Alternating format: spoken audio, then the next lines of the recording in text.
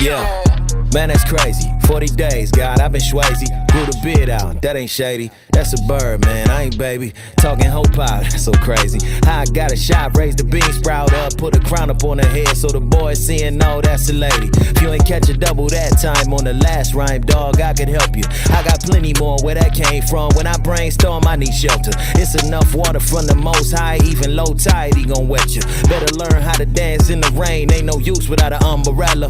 When I yap for the king, I'ma lap anything on the track. When I rap and I scrap in the ring, back in the Mac. When I cock back in the swing, get a pap and you gotta lay flat when it. That's a mantra. Change the way y'all see the Father. Sing praise to the Most High, so when most die, y'all see His honor. He was dripping with the backlash, and he let him zip him in the black bag. For the intermission was a hashtag, but the demolition wasn't that sad. It was intuition and a premonition, but the imposition wasn't that bad. It was cynicism with the inhibition, but the bigger vision was the last.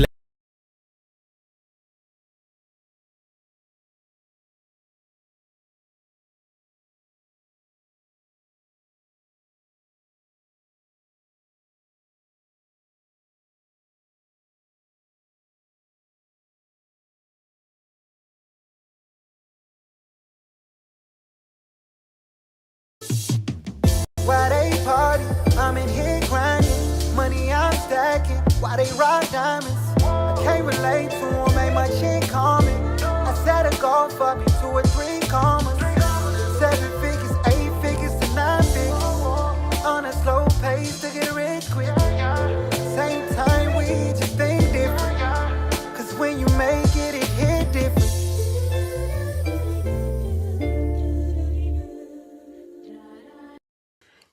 What it do, y'all? It's your partner, Dale, back in the saddle again for another edition of the Counter Move podcast, guys, here live on Thursday evening, guys. Man, if you do me a favor, guys, if you could like, share, and subscribe, guys. I'm on all platforms.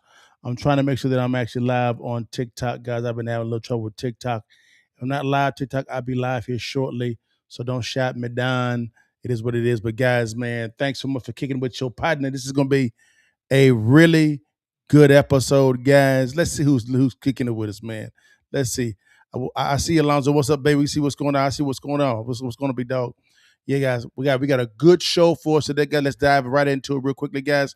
Yo, man, today, man, we talking about, man, the war that everyone sees. We're talking about the war or sanctions that you don't see. We talk about Trump's global strategy and follow the money. We're going to dive into this bag a little bit, guys, on this topic. And I'm going to say this real quickly while I'm making sure that I'm live everywhere else. I don't think I'm live on. Am I live on TikTok, guys? Let me check. Let me check real fast. Let me check. Am I live on TikTok? Let me. It says I am, y'all. If y'all can see on TikTok, just let me know, guys.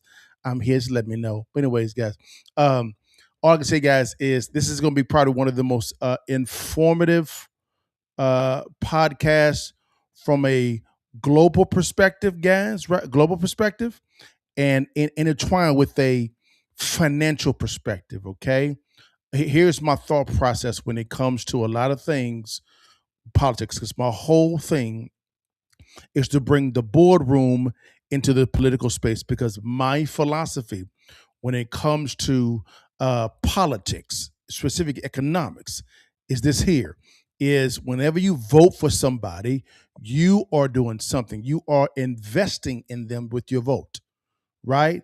That's an investment. So if that is the case, there should be a return on that investment.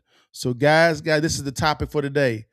The real war, money and power, Trump, China, and the money war.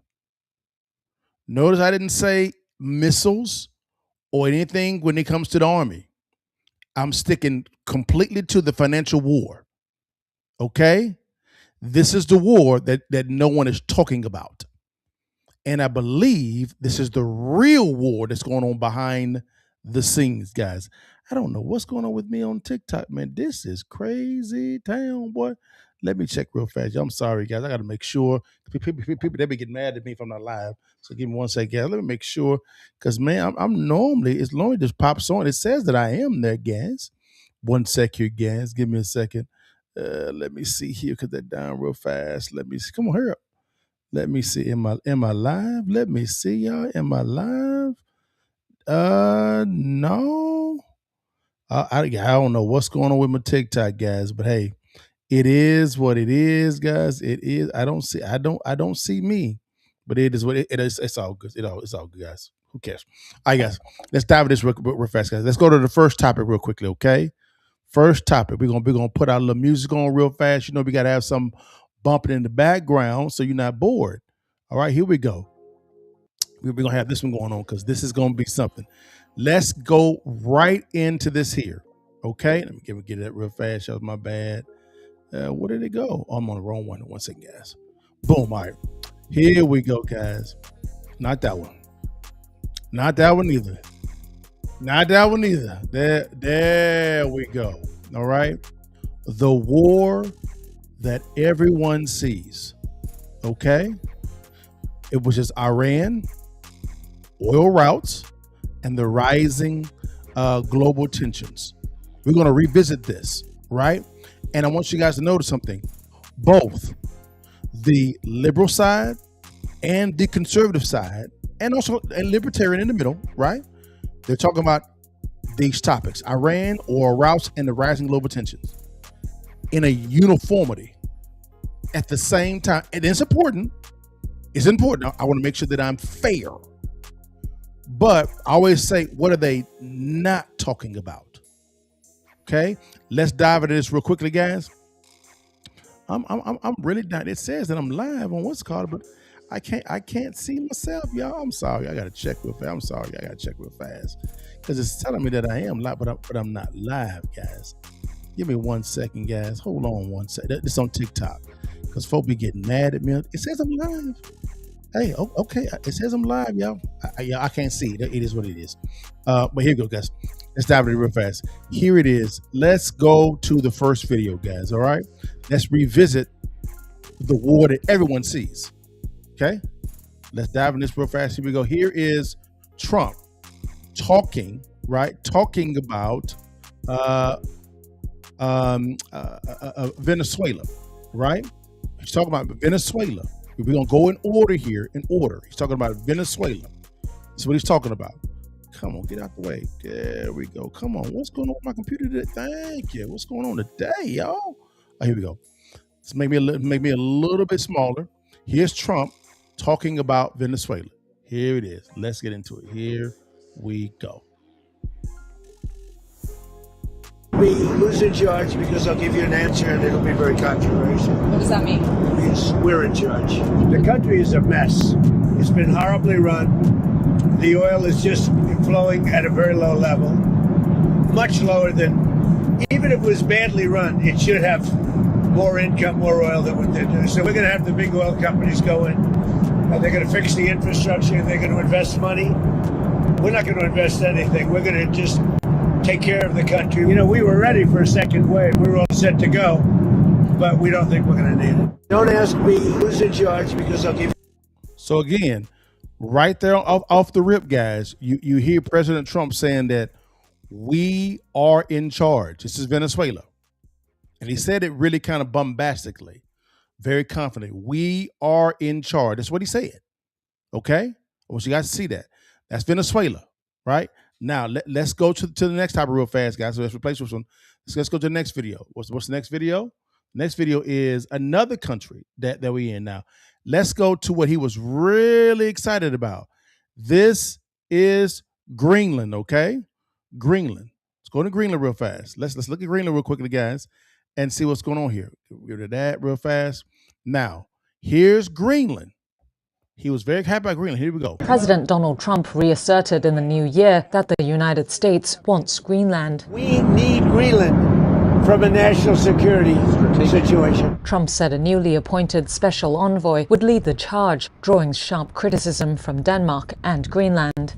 Let's take a look at why Trump is interested in the vast Arctic territory. Greenland is strategically significant for the US military. The shortest route from Europe to North America runs through it. The US has said it wants to expand its existing military presence on the island. That includes placing radars to watch waters in the region used by Russian Navy vessels and nuclear submarines. Right now, Greenland is covered with Russian and Chinese ships all over the place.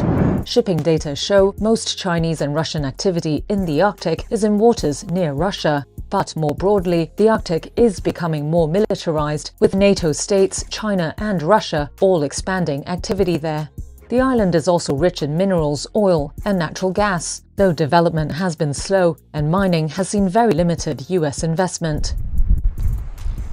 Legally, Greenland is a territory. So again, we have Donald Trump up here saying, I don't know what's going on my computer today, guys. See, this is what it is. Donald Trump is very interested in Greenland. So we went from Venezuela, and we literally went and got the Venezuelan president out, a sitting president out, right? And there was no resistance at all from the Venezuelan army, Navy at all, nothing. There was no resistance from the vice president of Venezuela. None of the countries around Venezuela even pushed back at all. Interesting, right? I mean, it's just really an OG thing. Now, let's go to the third thing, guys, all right? Again, it's the war that everyone sees, right? Now, he's talking about another country. And it's a country that the Secretary of State is very familiar with because I think he's I wouldn't say from there or he's originally from there. This is Cuba.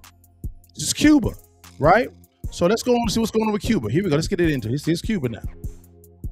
Venezuela, Iran, and now Cuba. President Trump now says military action could come to the island to depose Cuban leadership. Madison Scarpino has more. Very soon, this great strength will also bring about a day, 70 years in waiting.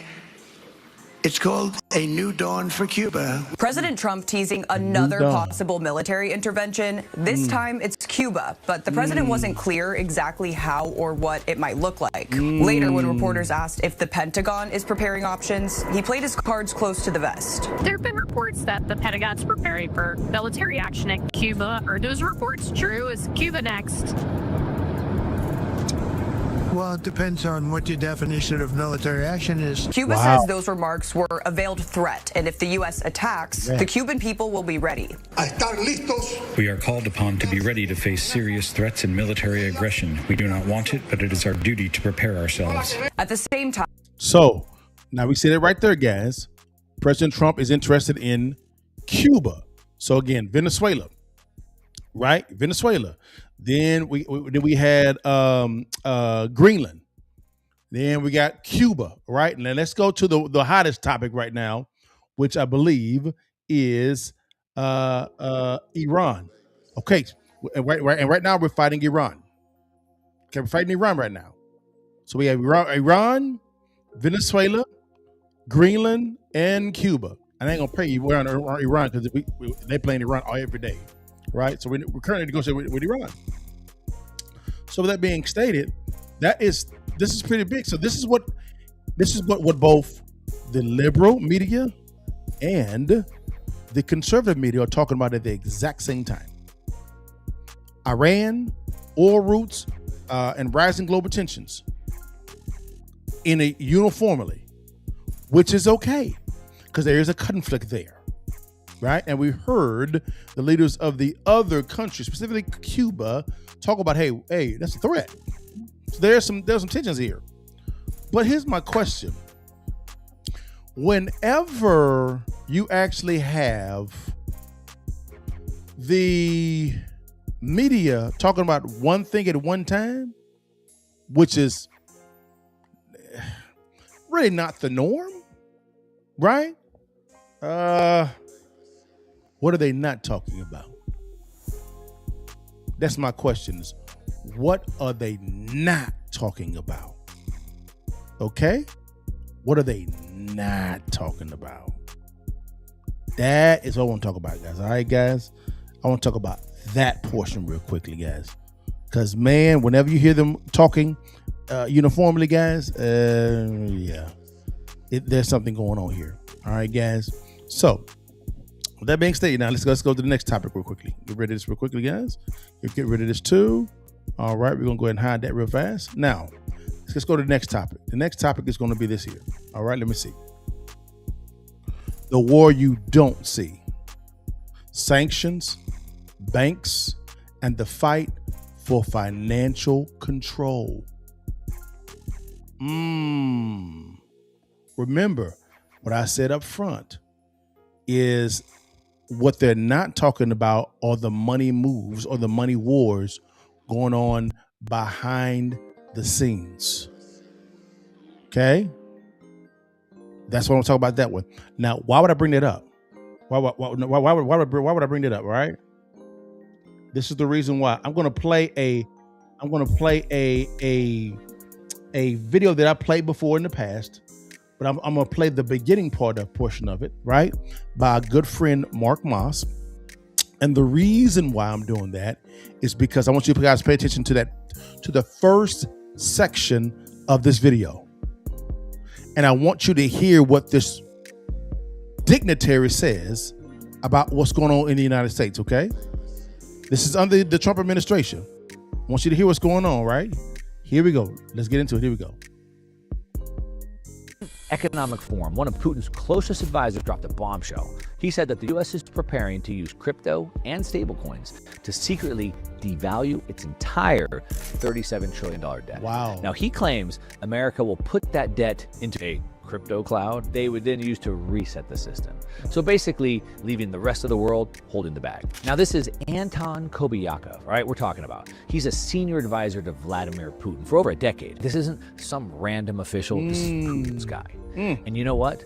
He's actually right, but it's just not in the way that you would think. You see, Russia thinks we're gonna print digital dollars out of thin air. Listen, but that's not actually how this works. Correct. But the devaluation part, the reset part, that's absolutely happening. Now, real quick, I'm Mark Moss. I've been tracking these monetary So again, as Mark just talked about, hey, what's happening, guys, is the U.S., what they're doing is this is what Russia's saying. They're saying that the U.S. is going to inflate their debt away really into the cloud using crypto, guys. That's what he's saying. That's what he's saying, guys. This is coming from Russia, their finance minister, which is equal to our Secretary of Treasury. Again, this is part of the global tensions of what they're not talking about. Notice Russia said this, nobody covered it. And this was during the time when it was before Venezuela, right? But right before it. Right before Venezuela. Then you had Venezuela, Trump's talking about Greenland, of course, then we talk about Cuba, and now Iran, right? This is what's going on right now. Okay? We got to listen to this now. Now, why would the finance minister of Russia say this? I'm glad you asked that question. Let's go back to our good buddy, Mark Moss, real quickly, guys. And we're going to look at a video that he actually did concerning a playbook that the U.S. government has done before. Done before. And then we're going to the strategy portion of this thing when it comes to Trump. Okay? Here we go, guys. What's the U.S. trying to do? I'm glad you actually asked, guys. Let's get into it real quickly here, guys. Come on. What we at? Let's go and show it. All right, come on. Let's go. Here we go. I don't know what's going on with my computer today. Here is Mark Moss talking about the very thing that the Russian finance minister just mentioned. Let's get into it. Between 1942 and 1951, the United States ran a playbook that took debt from 120% of GDP down to only 35%. But the thing is, they didn't pay the debt back. They inflated it away. They're running the same. Wait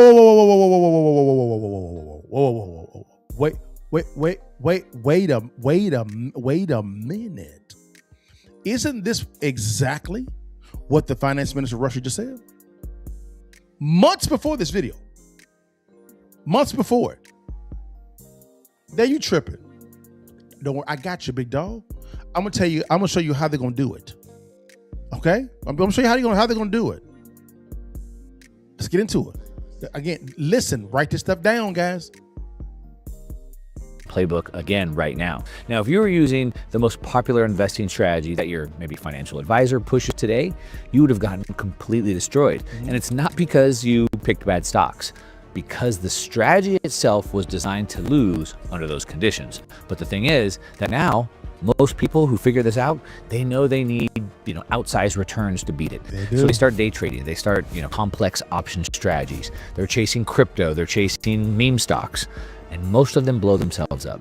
But there's a strategy the top 1% use to take on far less risk with much better performance. It's got nothing to do with picking the right stock. So in this video, I'm going to break down the exact mechanism they used in the 1940s, why it's being run again right now, and the strategy that puts you on the right side of all of this. So let's go. All right, so let me show you where all this comes from. Now, the International Monetary Fund, they published a paper in 2011 titled The Liquidation of Government Debt. Now, you guys know who the IMF is? International Monetary Fund? You'll find it. Hold on. Here we go.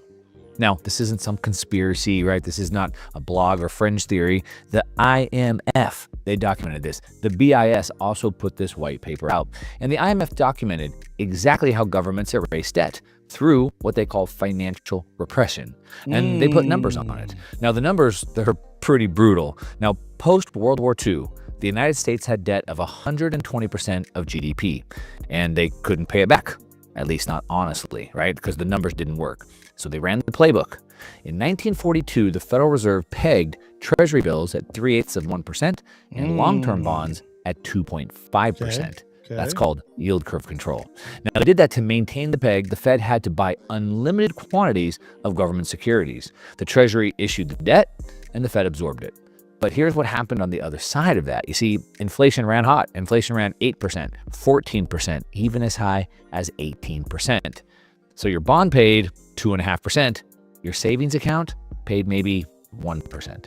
But if inflation's running 14% and your return is 1%, that means you're losing 13% per year. Correct. That was the policy, right? That's not volatility. That's what they meant to do. But it was that gap between what you earned and what inflation cost you transferred silently from the savers to the government. Now, of course, nobody announced this. Nobody voted on this to happen, but it did happen year after year after year. Now, the IMF calculated that between 1945 and 1980, the United States liquidated debt at a rate of 3 to 4% of GDP per year through these negative real rates alone. That's how the debt went from 120% of GDP down to 35% over just 3 decades. Again, not because they paid it off, because they inflated it away. Correct. Now, the U.S. held the peg from 1942 to 1951. Notice how you said they inflated it away? How do they inflate debt away? How do they do that, Liddell? Simple. By devaluating the dollar, by printing more money. That's exactly how they do it. That's exactly how they do it. That's how they do it. Is they inflate the debt away by printing more money. It's called devaluating the dollar. But the question is, why would they do this for? What's the reasoning why this type of strategy is being implemented right now? And to be honest with you, Biden was doing the exact same thing, right? And so was Obama. So was Clinton. So was Bush 2 and Bush 1 and Nixon and Carter. They all did it. What is the reasoning why they would do this at this moment? Let's keep listening. We'll find out. Here we go. It was about 9 years. And by February of 1951, inflation was raging. Inflation hit 21% annualized. And of course, that caused the Fed to finally break. So they had to restructure. They reached what's called the Treasury-Fed Accord. Now, the Fed regained independence. Rates were allowed to finally start moving again. But by then, the job was already done. Financial repression works by keeping interest rates lower than inflation. Okay. Now, when that happens, The real value of debt shrinks, which is great, right? But it's a transfer.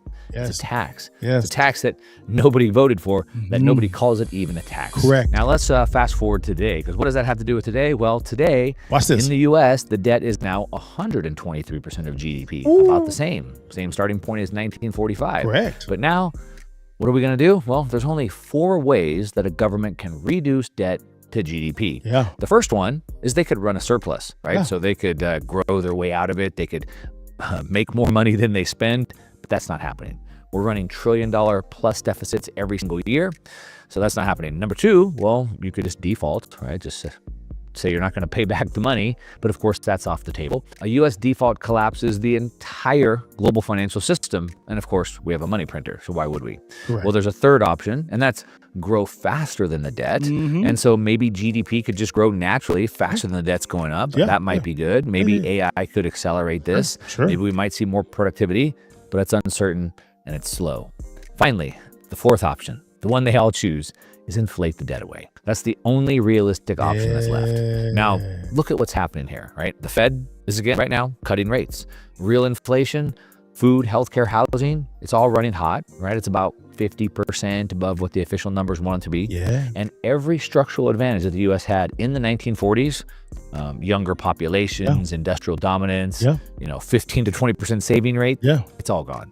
Now today, the savings rate in the U.S. is about 3 to 4%. So there's no cushion there. Now, the 1940s version of this playbook, it was improvised, right? They were figuring it all out as they went along back then. But today's version, it's deliberate, it's fixed, it's optimized. They've had 80 years of data proving it works. And now we can see this is exactly shaping up. We can see the new Fed chair nominee, Kevin Warsh, he's been nominated, and he's publicly calling for a new Fed Treasury Accord. Same thing. Now, again, in 1951, that accord ended yield curve control. Now, why would he be talking about that unless the same structure is already being considered? Well, that's the same playbook being dusted off. And the vehicle this time, it's your retirement account. It's your brokerage, it's your bond holdings, it's anything denominated in dollars that's supposed to be safe. Okay, so now most people... So stop right there. Did you guys hear what he just said? What is going to be the culprit for doing this, guys? It's your retirement accounts. You want to hear him say it again? Hear him say it again for the folk in the back row? Okay, let's hear him say it again real fast because some folk gonna say I was lying. Oh, no problem. Here we go. Let's get to it. Fed Treasury Accord. Same thing. Now, again, in 1951, that accord ended yield curve control. Yes. Now, why would he be talking about that unless the same structure is already being considered? Well, that's the same playbook being dusted off. And the vehicle this time, it's your retirement account. Whoa. It's your brokerage, it's your bond holdings, it's anything denominated in dollars that's supposed to be safe. Okay. Now, how are they going to do this, guys? How are they going to do this? Simple. Why did he point toward your retirement? It's simple because your retirement is its main asset is the U.S. dollar. That's its main asset. And if you're saving an asset that's losing in value, what's going to happen to your buying power? It's going to go down. Does that make sense, guys? So they're trying to inflate the debt away. Right now, guys, if you go to debtclock.org real fast, go there, guys, if you want to. I've done this before on other shows, right? I'm not gonna do it again today, but it says we are $39 trillion in debt, right?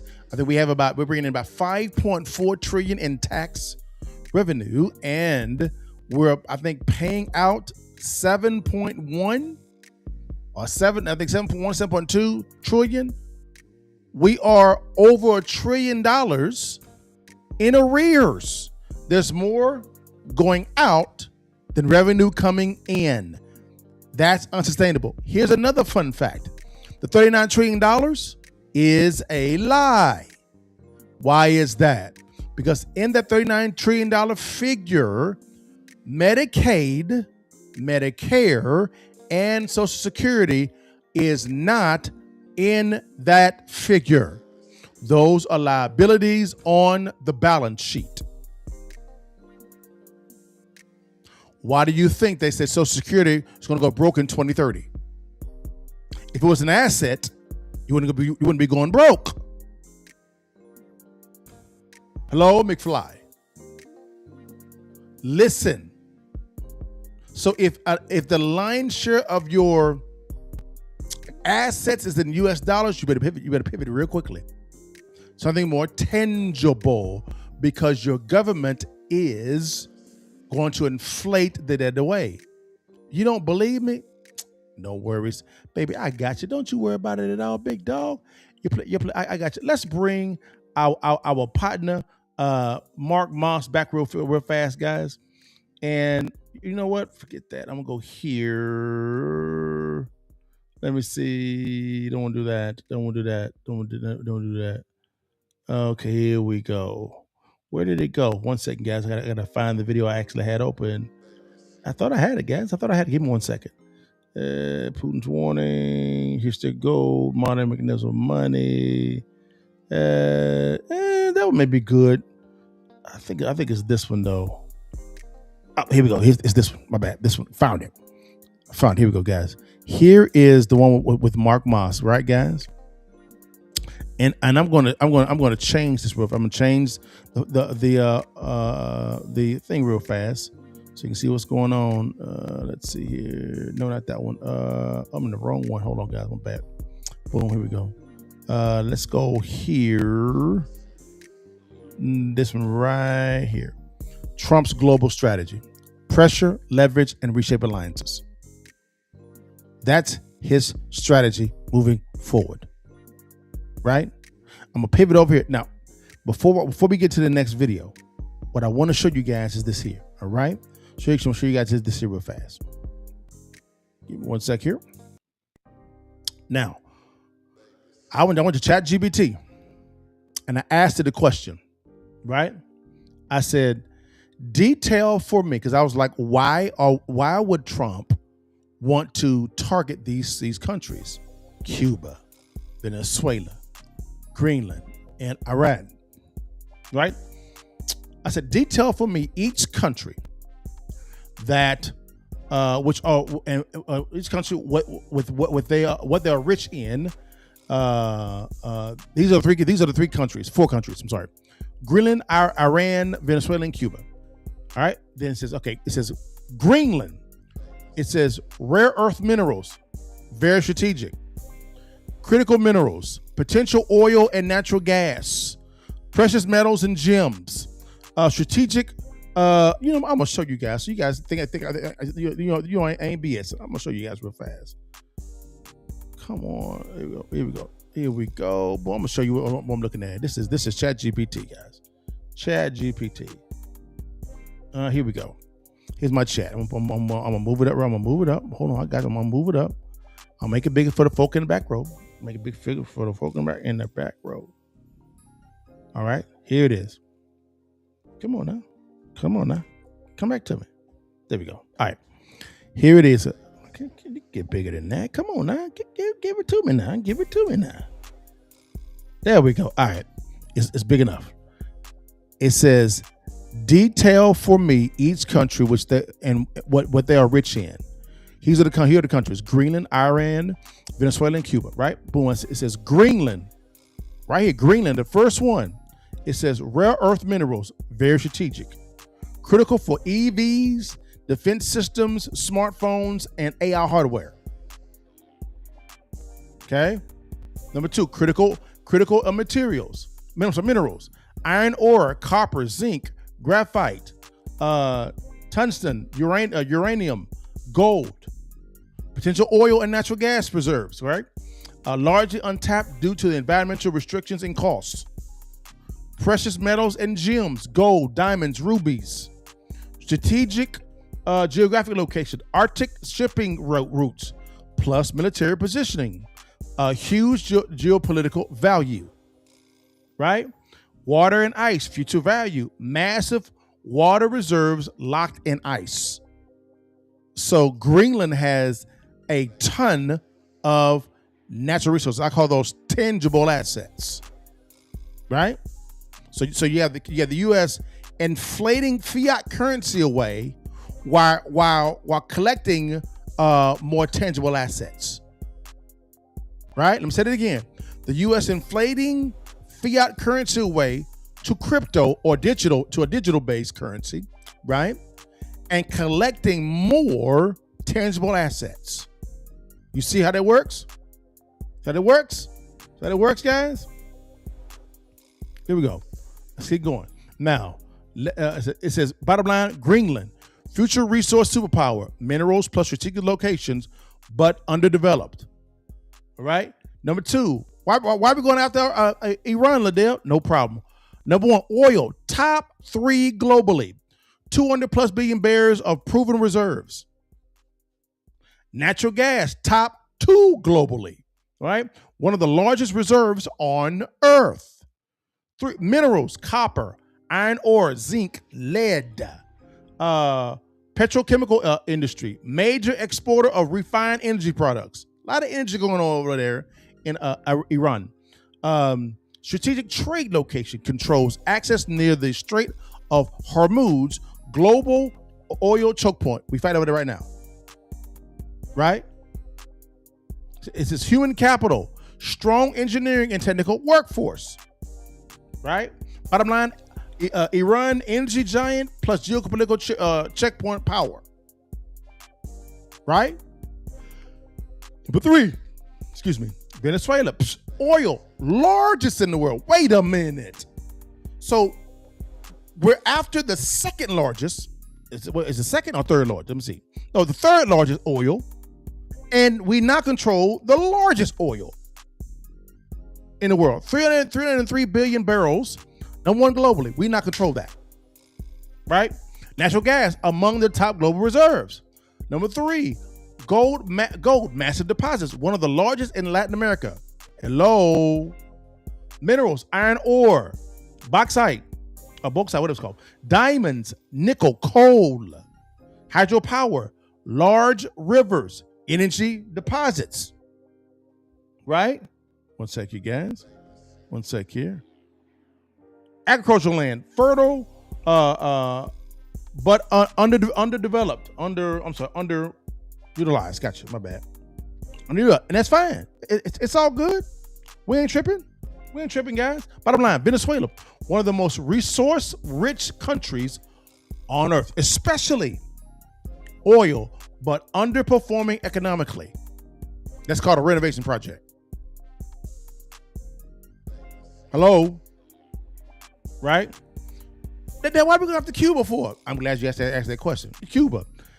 Nickel, top global producer, critical for batteries and stainless steel. To cobalt, one often found alongside nickel, important for EV batteries. Agriculture, sugar, tobacco, world famous cigars, and those cigars are good. They are very good. Coffee, right?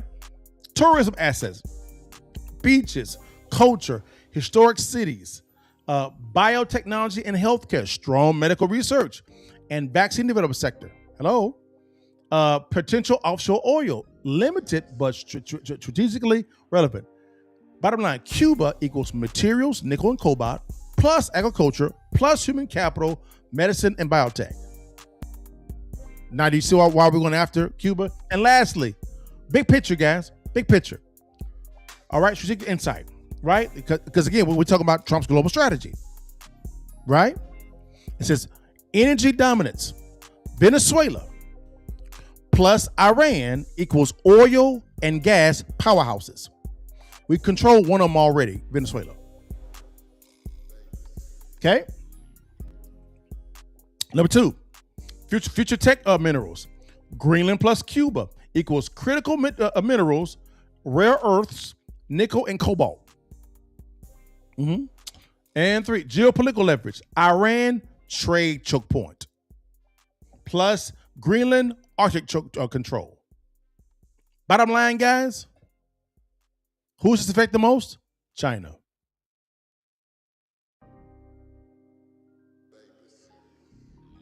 China is not doing too good right now. China. They're not doing good at all. They're not. So, again, all of this wounds China. our biggest adversary. And Russia. Russia's number two. Russia number 2. Again, it's chess, not checkers.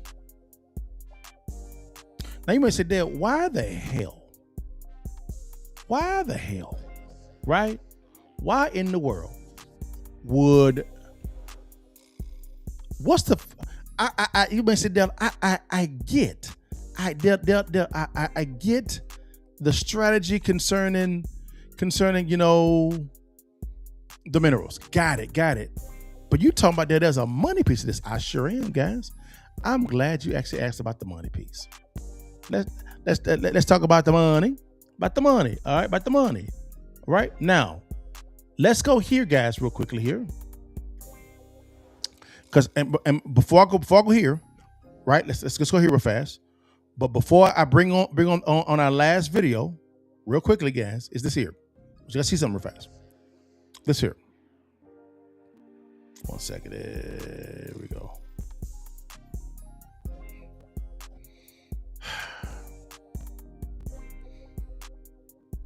Why is talking about how are the banks involved in this? Okay. Let me ask you this question. Has JP Morgan Chase lost money? No. Because you have high gas prices, you do. A higher oil, that's strategic behind that too. The cost of living has gone up a little bit, but it's been tamed a little bit. Yes, you got some layoffs going on. Yes, you do. AI is just taking off. It is. I utilize it every day. But here's my question. Why in the world would we talk about the banks doing this whole thing? Simple. Follow the money. When energy, currency, and banking are all connected. But guess who bought a lot of cryptocurrency, guys? BlackRock, JP Morgan Chase, the big boys. Now, why is this so profound? Simple. There's two cabinet members.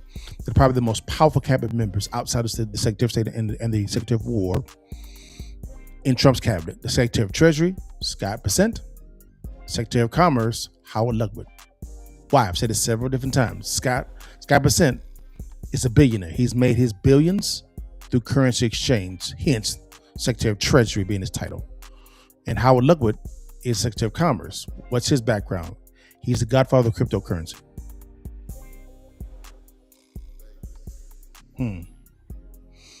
Okay, so we had Russia come on camera and talk about the U.S. using a crypto-based scenario to inflate their debt away. On camera, my mans and them said this.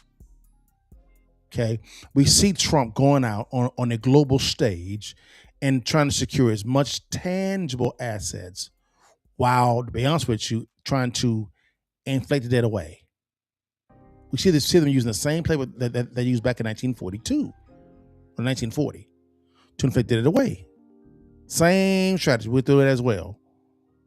But what are the banks doing this time frame? They're actually buying more digital assets like crypto. And they're also merging cryptocurrency, right, with what? Mortgage lending. Then you had the Trump administration come out and say, hey, the retail consumer, when it comes to buying a car, they can utilize their crypto and put that on their personal balance sheet to become more bankable. Interesting. Now, you would think that the banks would be happy about this. They're not. Why is that? Let's go ahead and see real fast. Let's bring on my mans and them, Mark Moss, real fast. And you're going to see the shift in what the mainstream media is talking about and what we should be talking about at the same time as the other one. Here we go. Let's get to it. While the whole world is watching Iran right now, something happened this week that most people completely missed. Trump publicly went to war with the banks. And I don't mean metaphorically, I mean he called them out by name. And the reason why this matters to you is simple. The outcome of this fight will determine which side of the biggest wealth transfer of our lifetime you end up on. So in this video, I'm gonna break down exactly what's happening, why the banks were terrified, and what you need to do about it. So let's go. All right, let's just get going in this. Like right now, everybody is locked in on the war over in Iran, and they should. It's important, right? I get that. War, maybe World War III, Israel, Iran, China, oil supply, geopolitical risk, all of that, right? There's, of course, plenty of politics to fight over with that. And of course, that stuff, it all matters, okay? But while all the eyes are pointed over there, something happened this week in Washington that's part of a much bigger developing story. Something I've been talking about since probably, I don't know, the beginning of the year. I think it's actually more consequential for your financial life than anything that's happening in the Middle East right now. Now, what happened is Trump went to war, but this time with the banks. And I'm not talking about like a policy disagreement. I'm not talking about a strongly worded letter.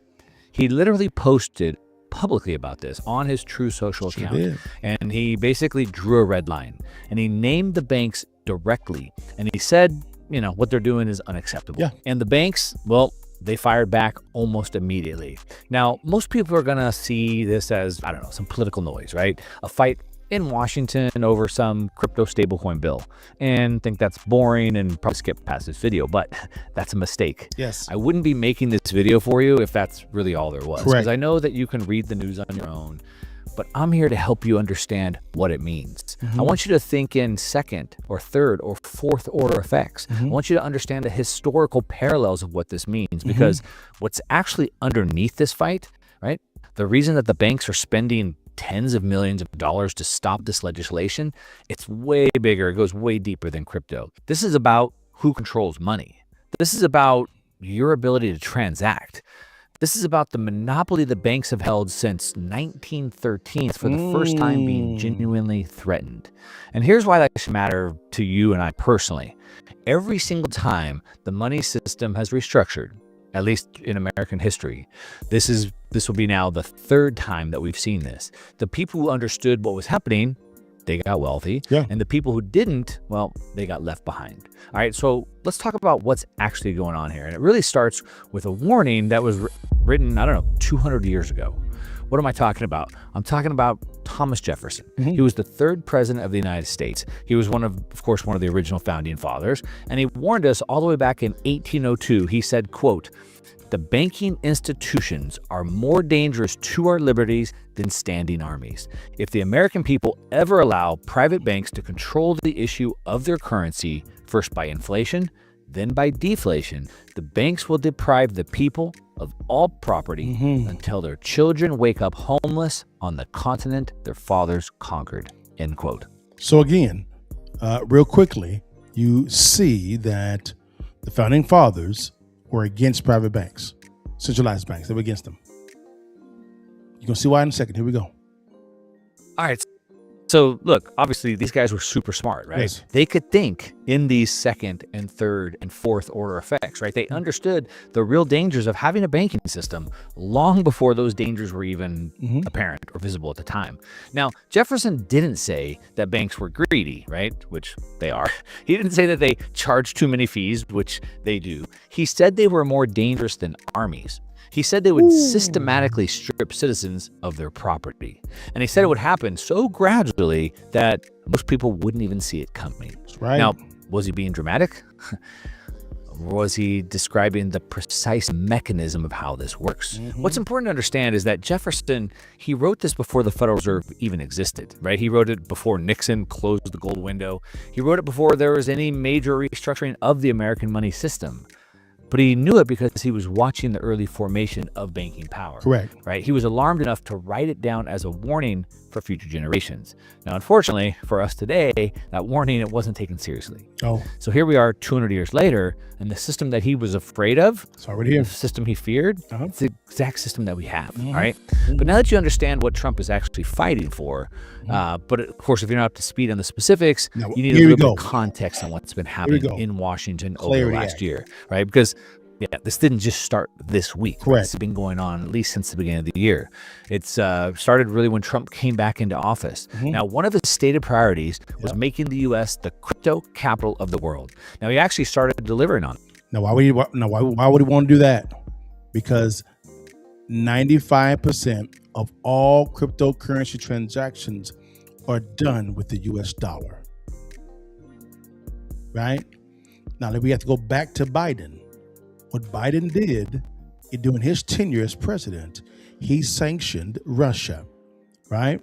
When he sanctioned Russia, that set the commodities industry into the wild, wild west. You begin to see China buying oil from, say, Russia using the Chinese dollar or currency versus the U.S. petrodollar. Do you see? So now it's happening against the Wild West now. So at that same time, China had been trying to had developed a system to go around our SWIFT system, right? They tested it out and it worked. Now, SWIFT system is a system that we use to sanction other countries. That's how we can kind of control the globe in some form of fashion economically is through the SWIFT system. We control it. We kind of own it. That makes some sense. So China didn't like that. So China actually designed a system to get around that SWIFT system, and they succeeded. Tested it out, and they succeeded. Well, they wanted Kamala Harris to win because her policy is more aligned with the Chinese vision, right? Now, Trump won. Trump, seeing this, immediately went into a cryptocurrency scenario. This is what he wants us to be the crypto capital of the world. Let's keep going.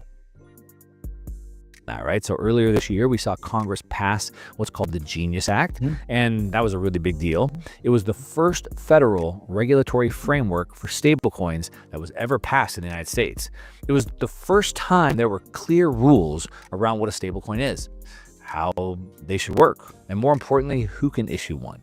Now, if you're wondering why stablecoins even matter, hang on, I'm going to get to that in a second, because that's really at the heart of this entire fight.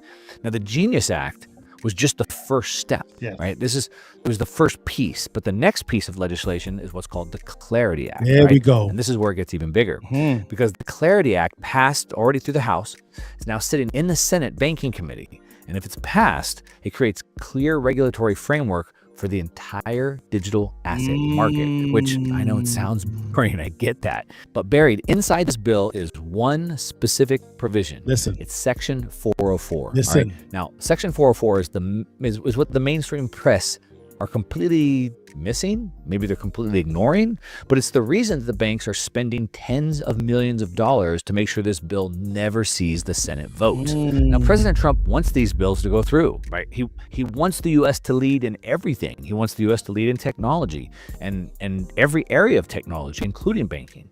But the banks, they're quietly lobbying behind the scenes to kill this administrative bill. The Clarity Act, they don't want it. Trump certainly has his hands full right now with everything that's going on in the world, like right now, but he's still watching all this happen, and apparently he's had enough, right? So he went this week onto Truth Social, and he posted something that, well, most of what he does we've never seen from any sitting president, and certainly what he said here has never been said by any president, at least publicly, and he called out the banks directly. He said the Genius Act is being threatened and undermined by the banks, and that's unacceptable. He said that Americans should be earning more money on their money. He said that the banks are hitting record profits while trying to undermine the crypto agenda. And he said the banks should not be holding the Clarity Act hostage. And he named them. He called them out, right, on his public platform as President of the United States. Yes, he did. Now, a lot of people, they read that and they think, oh, yeah, whatever. Trump's just doing whatever Trump's doing, right? Political posturing. But the context matters here. Trump came into office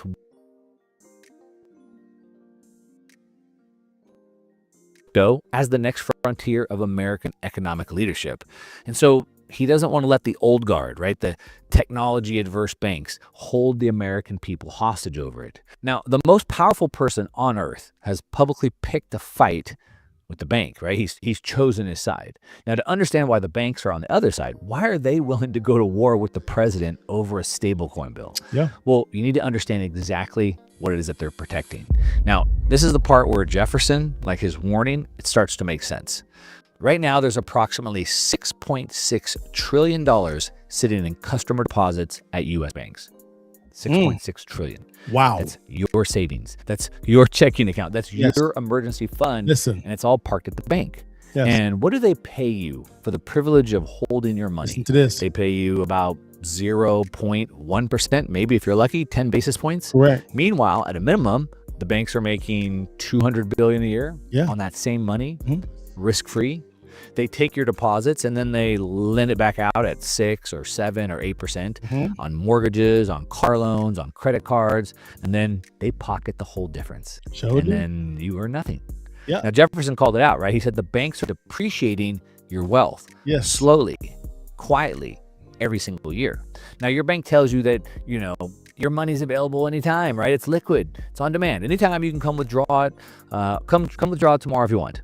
But the reality is different, right? The second you deposit that money, the bank loans it out. Correct. Not for a week, not for a month, sometimes 15 years, 20 years, sometimes 30 years, right? That's your neighbor's mortgage. That's a commercial real estate loan. That's a, 7-year car loan. Your money has been deployed. It's not stored there at the bank. This is called fractional reserve banking. And it works as long as everyone doesn't ask for their money back at the same time. So here's the problem, right? The Clarity Act creates this problem for them where Americans suddenly have a legal, safe alternative that can pay them yield. That's the piece. Banks don't want to pay you anything.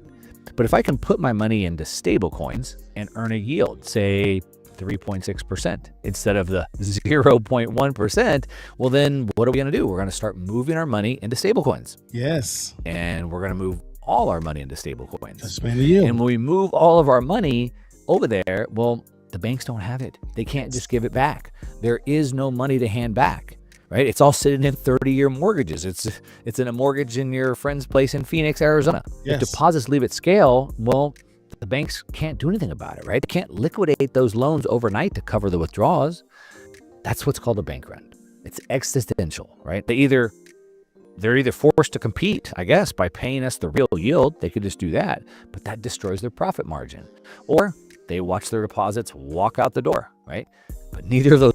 So I know that was a little bit long, guys, but Mark was cooking. He was cooking, man. As you saw, $6.6 trillion of money is deposited into the bank. It's your checking and savings account. And they're paying you less than 1% yield on that. So if you move over to a stable coin, it's maybe paying you 3, 4, 5, 6%, right? 3, 4, 5, 6% is higher than less than 1%. Do you see why the banks are lobbying the Senate Budget Committee right now? Because the Clarity Act has already passed the House. It's not in the Senate's hands. Make sense? All this is going on. You have oil prices going through the roof. You have the cost of living going up through the roof. Why? Because the U.S. is trying to inflate the debt away, and move the debt over to a digital based system, so that they can just print out as much as they want. They really believe that they can actually control inflation by doing it this way. It's called modern monetary theory. They believe this, no matter if it's Democrat or Republican. Okay, it's not bashing on the Democrat or bashing on the Republican. This is financial policy that affects you and generations after you. Okay, that's why we're talking about this. I guarantee this is not being talked about in any college, any high school, at all, strategically.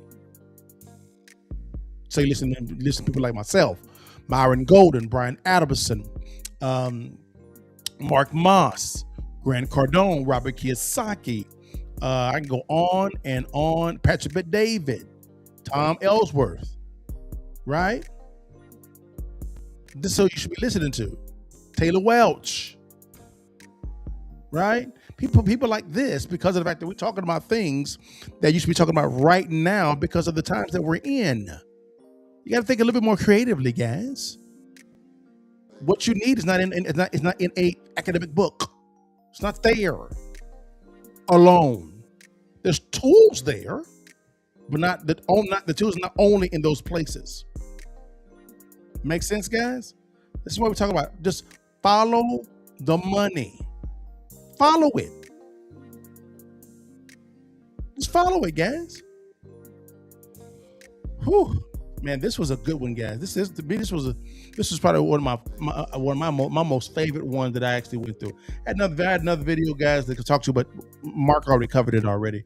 Guys, again, here's my thoughts. Talk solutions. You're gonna have to sit down with your financial planner, wealth advisor,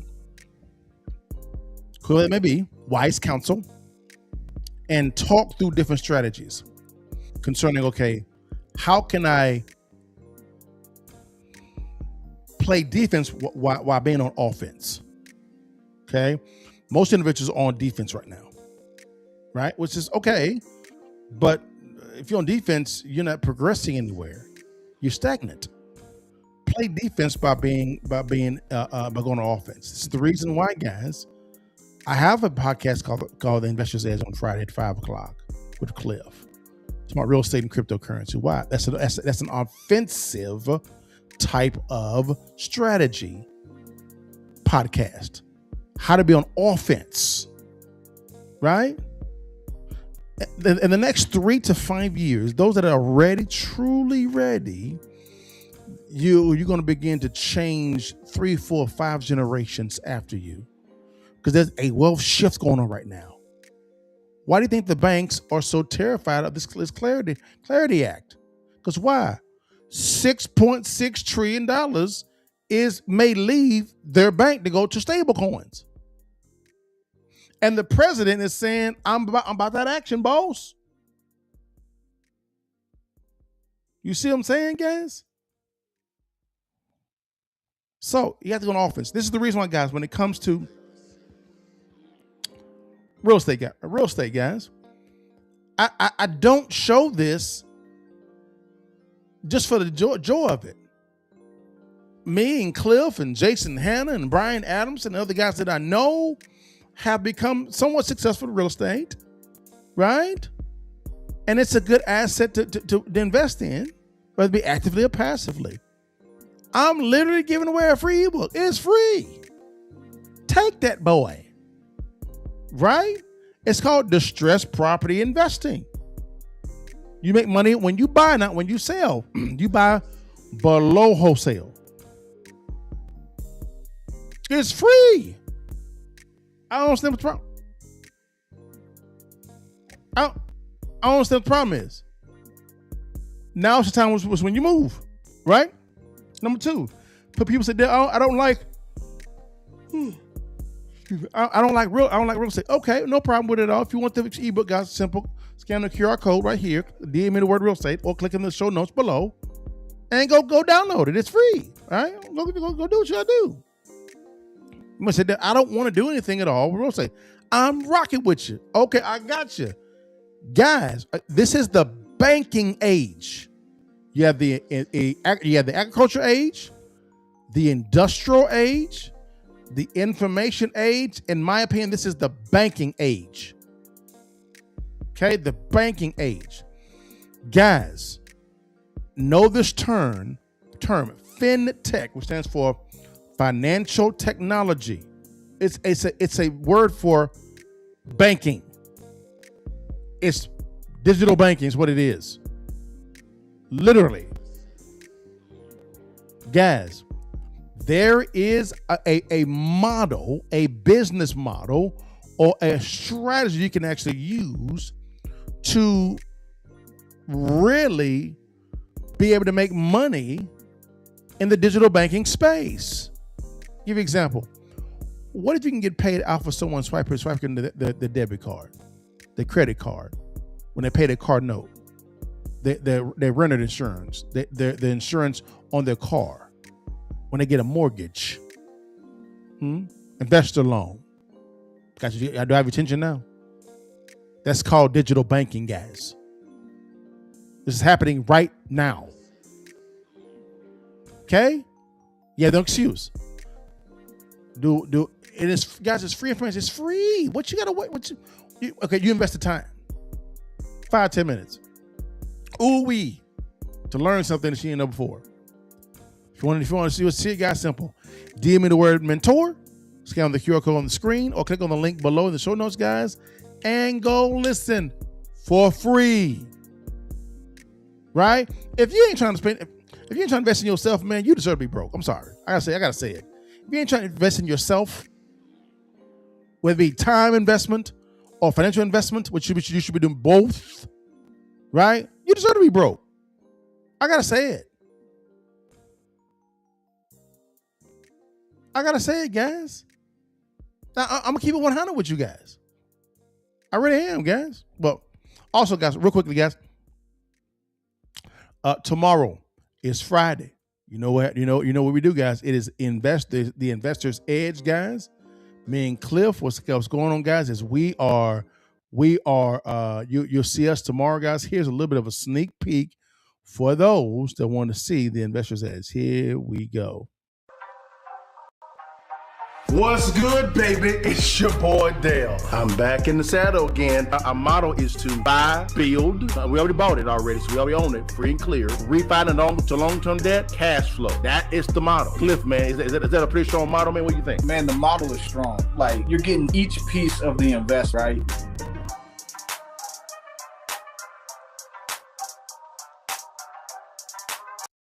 Again, guys, that is Real Estate Friday Live, or we also call it the Investor's Edge. We've kind of rebranded it, guys. It's Real Estate Friday Live, guys. What it is, or the Investor's Edge. But guys, that's all I have for today. Oh, lastly, we are about to kick off, guys, the Kind of Move podcast, the interview series, man.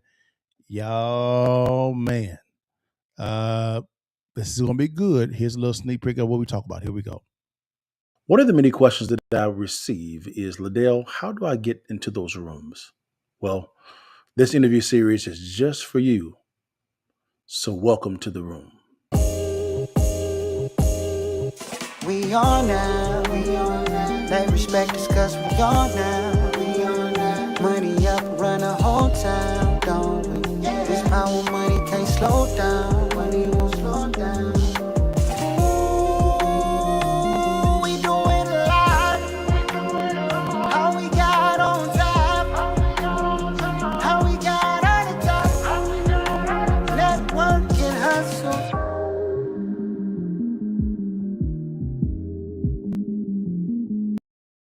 Guys, that is the Kind of Move podcast, the interview series that's coming back, guys. We got a banging lineup for you guys. And I'm gonna try to do it out of my new studio, guys, that I'm looking at securing, guys. It's gonna be off the chain, guys. Be honest with you, it's gonna be myself and the guests, and we're gonna talk about who they are, how they got to where they were at, and we're gonna get what I call the whiteboard out. We're gonna walk through the formulas of how to went from A to B to C, right? We're going to give you the game right there, guys. Give you the game right there, guys. But, guys, thanks so much for your time. God bless you, guys. I'll see you guys tomorrow at 5 p.m., guys. Again, I hope you guys enjoyed the time. Do me a favor, guys, if you could. Guys, like, share, and subscribe. Like, share, and subscribe if you don't mind, guys. Like, share, and subscribe. And if you want to holler at me, guys, hey, man, I am on a app called Manek, but, guys, hey, come kick it with your partner, man. I'm here. Do me a favor, guys. If you want to ask me a question about business, finance, life, marriage, parenting, it's right there, guys. I respond. You can have a video call with me. You can text me. You can get me on the phone line. I answer all your questions, guys. Scan on the QR code right there, guys. Or in the show notes, click on that link, guys, and come kick it with your partner, your man's in them, man. All right, guys. But guys, man, thanks so much for your time. Come on now. God bless you. Know I end it every time before you leave, baby. While you can, you see that thing, baby. Take that damn picture and give it to your mom and holler at your buddy. God bless you guys. See you guys tomorrow. All right, y'all. Peace. What's good, guys? It's your partner Dale here, man. Hey, I always say that when it comes to real estate, I think this is the best time. The next 3 to 5 years is the best time, in my opinion, to begin to invest in real estate. Whether you are a seasoned investor or a novice investor, this is the best time, in my opinion, to invest in real estate. Now, why would I say that? It's very simple. Whenever there is some stagnation within the real estate industry, that's the best time to get deals, right? Deals are what attract the capital, right? A good deal will always attract good capital. Now, what's a good deal? Well, I like buying distressed properties below wholesale. The skill to buying right is learning how to locate distressed properties in your city, county, or state. Now, the good thing about it is we are giving away a free ebook called Distressed Property Investing. We talk about different ways of locating distressed properties in your city, county, state, what to look for, who to call, things of that nature. It is free. Once you master this type of skill of locating distressed properties, you'll never be broke ever again, because good deals attract the right capital. All right, guys? So to get the free ebook, click on the link below, scan on the QR code here on the screen, or you can DM us the word real estate and my team will get you out this free ebook. Again, it's completely free. Just want to get you this information so you can begin to get the bag while buying real estate. Stay blessed and holla at your partner. Bless God, give thanks. Still working 40+ hours a week and still broke. Inflation's outpacing your wages. Insurance is insane, and your side hustle just isn't cutting it. What if I told you there was a way for you to build income by leveraging and using the exact same technology that banks and big corporations currently use right now, with no inventory and no tech skills needed? We have helped hundreds escape the paycheck-to-paycheck trap by sharing smarter services like lower cost healthcare, competitive auto and home insurance, better loan products, higher yield bank deposits, and even ways to cut energy costs, all in one place. Take this 30-second quiz to see if you qualify. Click on the link below or click on the link in my bio.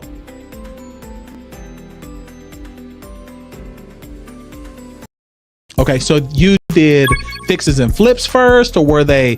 Now it sounds like you're more buy and hold. Okay, so you were wholesaling first. Okay, because I was broke. I had no credit, I had no money, so I had to get some money coming in. So I learned how to do wholesale. And you were doing wholesaling at the good time too. 2000. When it wasn't so saturated. There was. I kind of saw the debacle coming. Okay, it didn't make any sense. I was like, wait a minute, how can you lend out to retail buyers 99.7%? Yeah, just a little bit of a down tick. It's insolvent. And you got to remember, in some states, because I lived in Florida at the time, you could have loan to value above 100% of your property. Right.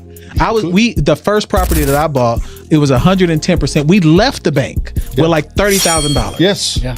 Yes. It was amazing to me. I was like, why am I not doing this all the time? But then clearly 08, 09 let me know why people shouldn't have been doing that all the time. 08, 09, that's why I made that lion's share of my money.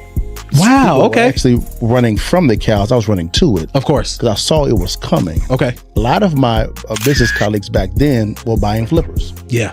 I didn't think it was wise for me to share 50% of my profit with Uncle Sam. He didn't do no work. Okay. So why would I give him free money? Of course. Okay, how can I make sure I'm still legal, but keep the lion's share of the cash flow? Of course. So I began studying the tax code with my accountants and CPAs, and I said, okay, I'm going to buy and hold a lot of properties. Now watch this. I actually buy a lot of properties. I take home money when I actually acquire it, every single time. Okay, you need to break that down just a little bit. If you'd like to learn how successful real estate investors make money when they acquire real estate and not when they sell it, click on the link below, swipe up, DM me the word real estate to download our free ebook, Distressed Property Investing. The blueprint is in the ebook. Stay blessed. I'll let your partner and download the ebook today.